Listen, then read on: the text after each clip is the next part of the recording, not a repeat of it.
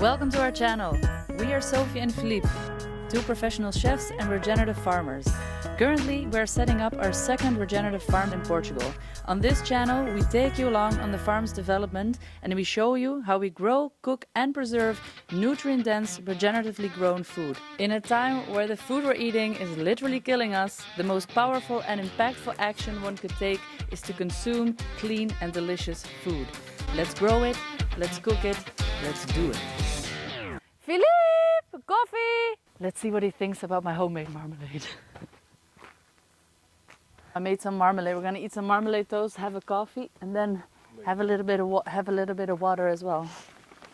Meet Fia, the stay-at-home girl. This week was a stay-at-home week for Fia. Fia was a little bit ill, huh? But you managed to survive on your own. Yoo-hoo! Yeah. Even.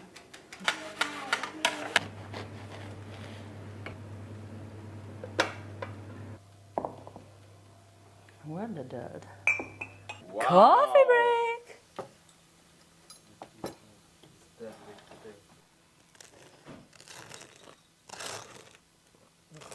Nice amount of butter.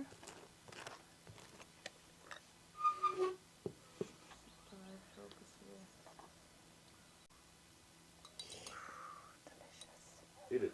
Oh, damn. So this is what we've made this week. We transformed a bitter orange into some delicious marmalade. Let me show you how we made this. Oh, Bello, I know you want to shake your ass. Just wiggle, wiggle. Doo-doo-doo-doo-doo-doo-doo-doo.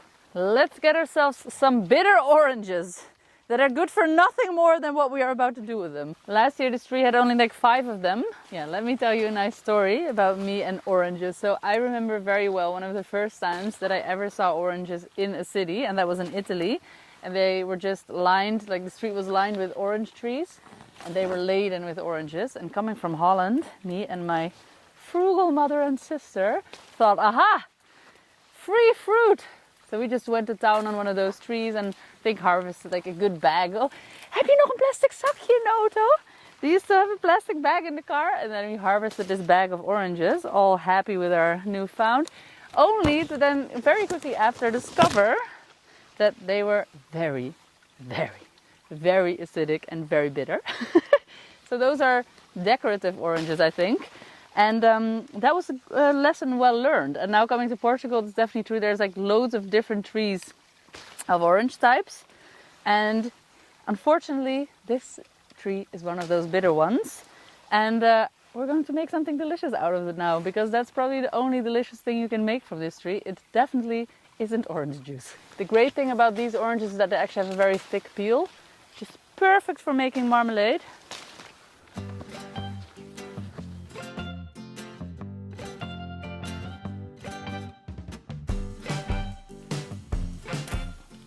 Let's make some marmalade.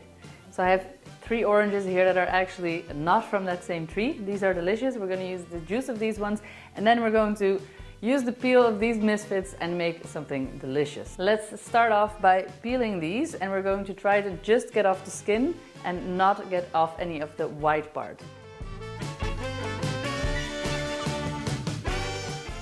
So now that this is done, I'm getting a clean bowl on my side, and I'm just going to sliver this peels up into little slivers and then move them into the bowl.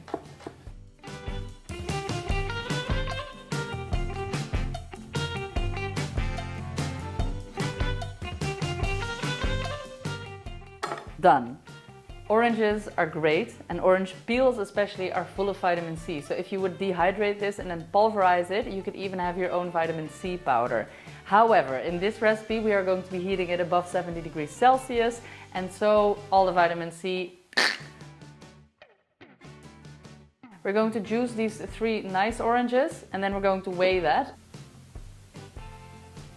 Great, so now we have 800 grams of rind. We're going to pop that in our saucepan. Let's not spill anything over the edge. Because I'm not using the interior of those unedible oranges, we are going to cover it now with water until the rind is completely covered. That's going to add up to probably about 1 liter Alright, so we used 1 liter and 200 milliliters, meaning that the total weight of both the rind and the water combined is 2 kilograms, meaning that we're going to use 1 kilogram of sugar. We're not going to pop that in yet. We are first going to boil this until it's soft on the stove. Then we're going to leave this to soak overnight, and then tomorrow we'll be adding the sugar.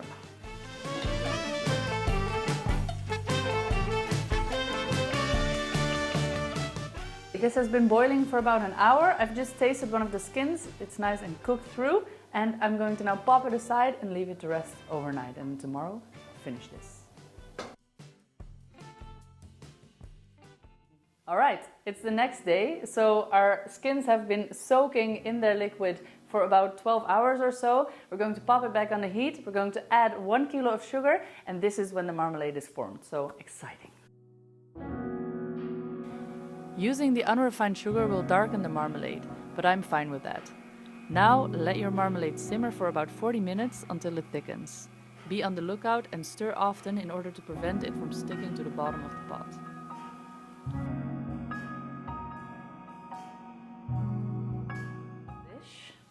So this is ready.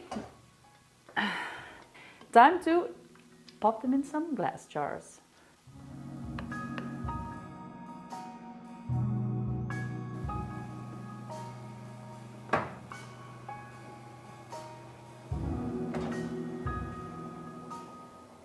These have been boiling for about 20 minutes, and now we're just going to take them out of the water and let them cool down naturally. I've got one of these cool tools, not to burn your fingers. Ooh, that looks good.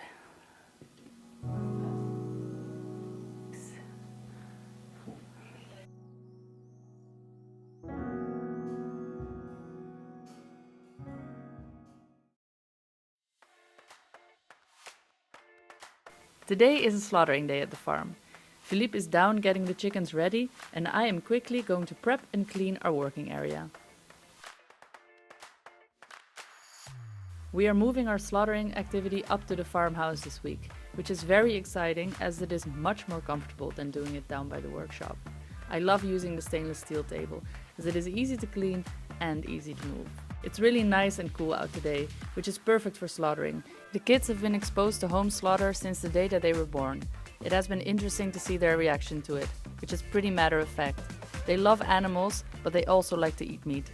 We teach them that you can't eat meat without taking a life, and therefore it is important to treat all animals with great respect and to make sure that their last day is as stressless as it can be.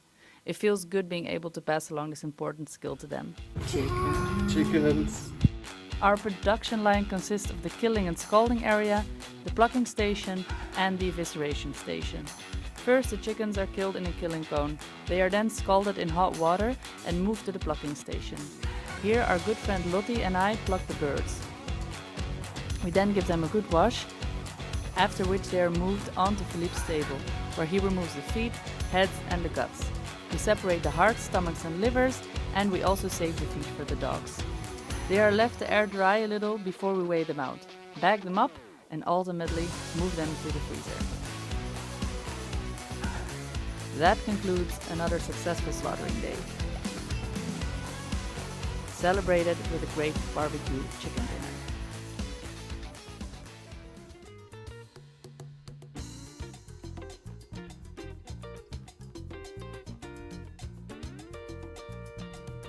So today's a really beautiful day, and I thought it would be really nice to weed the garden, or let me say it differently. I thought it would be really nice to have a weed-free garden, and therefore I need to do some weeding. And since the sun's out, I really have no excuse. I spent a lot of time indoors yesterday, so I'm really enjoying the idea of being out in the sun.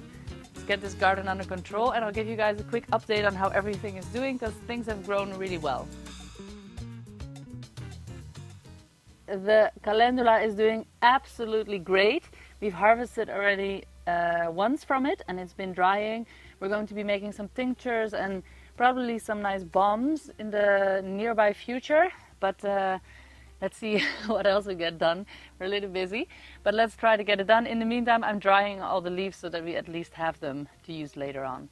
And then, of course, over there we have our lemon verbena, which has also taken off and doing greatly. We use it for tea making all the time. Behind me, the borage, cucumbers herb, we call it in Dutch.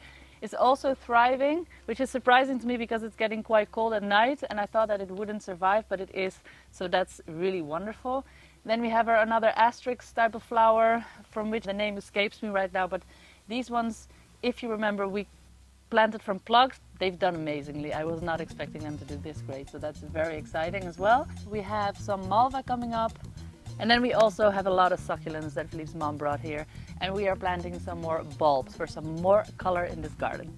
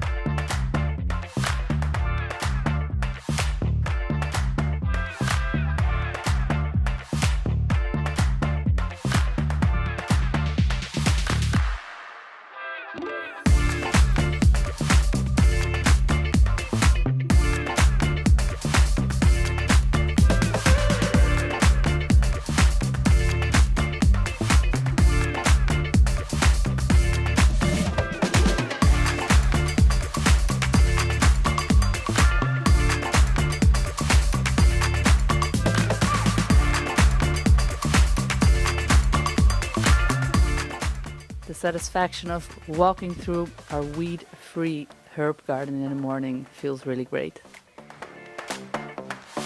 So, time to put these on the compost. I hope that you enjoyed this week's episode. We'll see you next week. If you haven't subscribed yet, we would very much appreciate it. The Farming Chefs, peace out.